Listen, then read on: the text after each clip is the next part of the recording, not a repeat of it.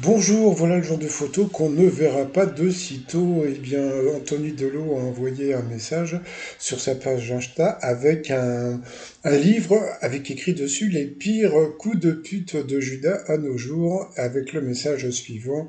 Chère Frangine, en réponse à cette interview calomnieuse que tu viens de donner, sache que je n'ai pas attendu après toi pour régler mes problèmes avec le père.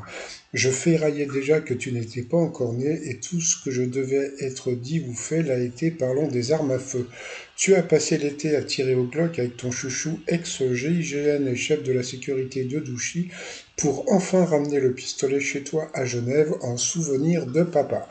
Pour quelqu'un qui a horreur des armes, tu semblais bien vaillante et douée selon lui.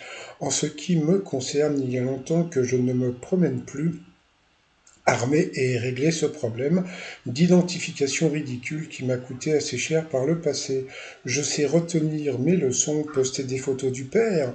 Depuis qu'il est souffrant, je ne l'ai jamais fait, ou alors de dos. En revanche, tu ne t'es pas privé la dernière en date du 31 décembre avec un journal pour faire foi.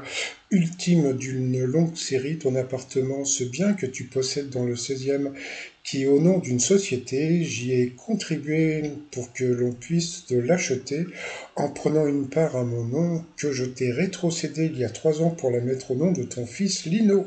Il existe des registres. Si cet achat m'avait posé problème, comme tu me sembles l'affirmer, je vous aurais envoyé bouler dès le début. Tu reproches à ton petit frère de t'avoir enregistré. Des millions de gens t'ont entendu parler à un père vulnérable, fragile, lui faire peur en le culpabilisant pour en tirer un avantage dur à assumer. Je comprends ton amertume. À la finale, papa finira ses jours adouchi contre ton gré, toi qui n'as même pas eu la reconnaissance du ventre envers lui, ce qui t'a tout donné. Aujourd'hui, il sera redéfini résident français.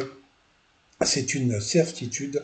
Je suis navré pour toi. Je ne peux m'empêcher de penser que si, au lieu de tenter de le déraciner par tous les moyens légaux pour l'emmener en Suisse, seul dans un endroit où il n'a jamais mis les pieds, et pour ton intérêt personnel et un avenir que tu rêvais encore plus opulent, tu avais simplement respecté ses dernières volontés. En serions-nous là aujourd'hui? Eh ben voilà, donc comme on peut voir, eh bien la famille Delon n'est pas prête de se rabibocher. Bon, c'est vrai que la fille voulait ramener Alain Delon en Suisse pour payer moins de frais de succession, et on sait qu'Alain Delon se sent très français, et je pense qu'il aurait été vraiment très peiné de mourir suisse. Voilà, tout simplement. Bon, bah encore des histoires de famille qui commencent un petit peu à bien faire. Il faudrait qu'ils essayent de s'arranger entre eux quand même, hein. Allez, je vous dis à